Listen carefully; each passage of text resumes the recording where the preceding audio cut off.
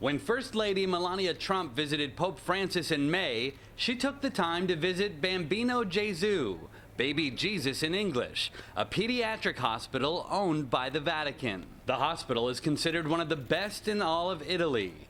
Thousands of patients are treated successfully at what's known as the Pope's Hospital. But it wasn't always like that. Last Christmas, Pope Francis urged caregivers at the hospital not to fall prey to corruption. Bambino Gesu has had a history that hasn't always been good. Many times good, but sometimes not so good. It's the temptation towards uniformity, to transform a good thing like a children's hospital into a business. In 2014, Colleen McMahon was part of a Vatican-authorized task force, which also included Bambino Gesu doctors, nurses, and administrators. They conducted a secret month-long investigation and found that the hospital had become more focused on making money than caring for children. It was more of a profit-centered approach versus a patient-centered approach. The task force found that to speed up the surgery schedule and therefore increase the rate of operations, doctors sometimes brought children out of anesthesia early, causing them to move and tear up, and then wheeled in more patients from a pre-op room lined with gurneys. The Associated Press also conducted its own investigation based on hundreds of hours of interviews, civil lawsuits, union complaints, and reviews of internal Vatican and hospital emails. In response to the AP, the hospital flatly denied the profit over patient findings and said the information provided to the Vatican and AP was either false,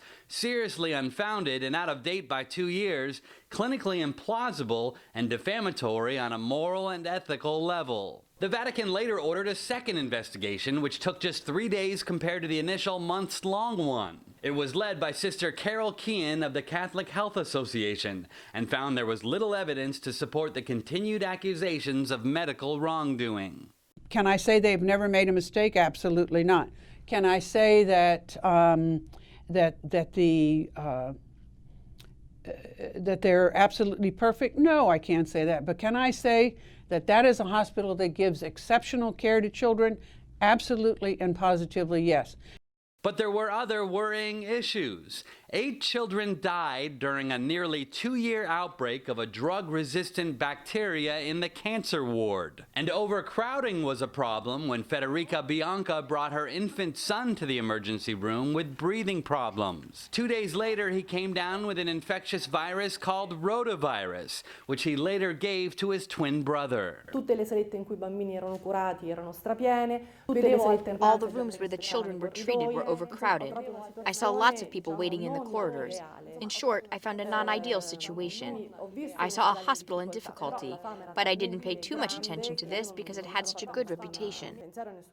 If a child is infected, the child has to be separated, isolated in a way that other children not come in not contaminated, or not use the same facilities. A Bambino Gesu spokesman said that the institution had successfully brought rates of hospital-acquired infections under international and national benchmarks in recent years. The rate fell from 7.6% in 2007 to an estimated 1.8% last year. The twins recovered, but other patients took legal action against the hospital after something went wrong. Florinda Galasso was partially paralyzed after suffering a stroke during open-heart surgery at Bambino Gesu. She said she was never told she might have such a complication. She sued the hospital for lack of informed consent and appealed for more than the €50,000 compensation she was awarded. She recently lost that appeal. I need security for my future. They should reimburse me just because they ruined my life. In this world, where you can make so much business off healthcare, they deceive so many people with the industry of sickness. Bambino Gesu must know to say no. No. Haven Daily, Associated Press.